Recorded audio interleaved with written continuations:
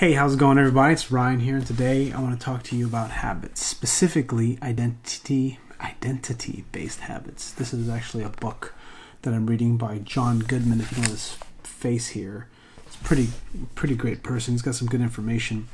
There's also an article that I'll link in the description called Identity-Based Habits.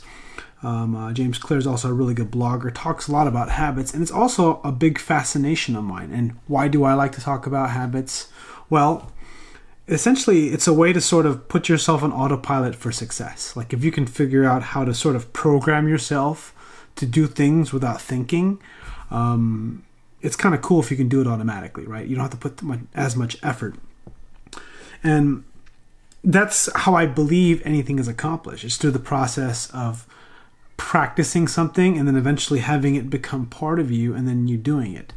Now, going backwards, the reason why I bring this up, because in my email that I wrote to my email subscribers, I actually wrote, I'll put a link in the description if you want to read it. It's very short. But essentially what I say is, there's habits. We want to eat healthy. We want to exercise. We want to be good about essentially how we take care of ourselves. We want to eat better. But, every now and again we get thrown off. Or maybe a couple weeks we get thrown off and we eat junk food and we miss days of workouts. And a lot of the time that happens is because it's not part of who you are. And instead of trying to say, okay, I'm going to eat healthy for the next 30 days, or I'm going to eat, I'm going to go on paleo for 7 days, or I'm not going to eat carbs for a week or something like that. We try to put a tactic in place to sort of replace what it means to actually be successful. And what I mean by that is, in the email, I actually talked about being a personal trainer and being a dad.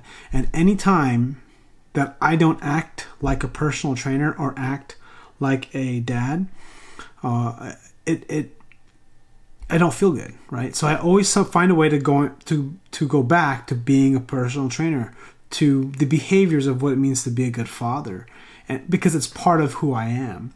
Now, I want you to think about this for yourself. Think about some of the things that you do on a regular basis. Maybe you play video games. You might identify yourself as a gamer, so that's why you play video games. And sometimes this whole identity thing, which hopefully doesn't sound too woo-woo to the people that are watching this, to you guys watching, but it really is like something that you embody where, you're a person, like for example, if you're Christian and you believe in God and you are very strong about your faith, you do things what Christians do. Right? You pray, you give thanks to the Lord, you do stuff like that, right? If you're a type of person that does not believe in God, maybe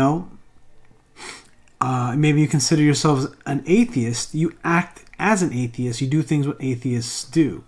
Or here's a better example, because that's kind of, religion is really dicey for some people, I know. But think about like being a vegan. That's actually kind of dicey too. If you're a vegan or a vegetarian, you're a vegan, you won't use anything or do anything that would hurt animals, basically.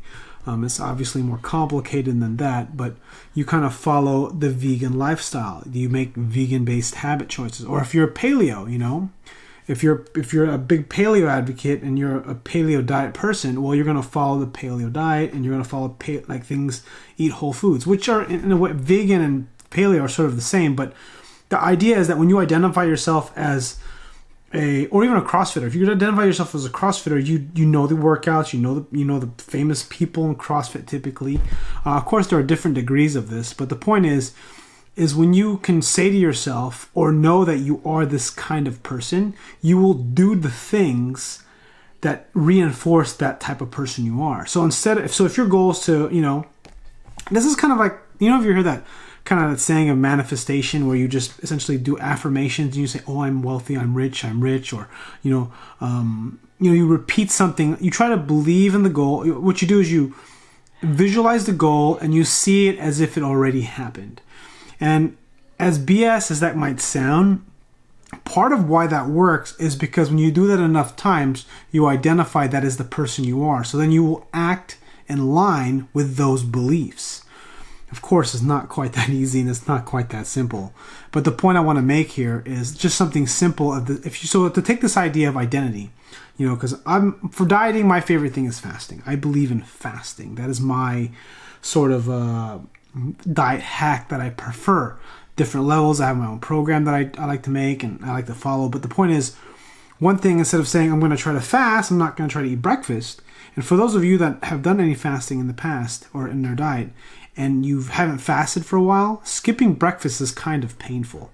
So what I decided to do this morning was, I'm the type of person that doesn't eat breakfast. And I told this to my wife out loud, and she started laughing at me. And in a way, it's kind of like affecting my conscious mind, but also my subconscious mind to realize, okay, I'm not going to eat breakfast because I'm not a breakfast eater. Because I want to get back on track with my diet. It sounds so simple. It sounds cheesy. It sounds stupid.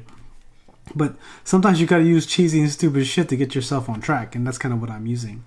But, what do you think? What are your thoughts on trying to sort of trick yourself into getting on track? It doesn't even have to be about diet. It can be about school. It can be about your relationship. It could just be about life and work or something.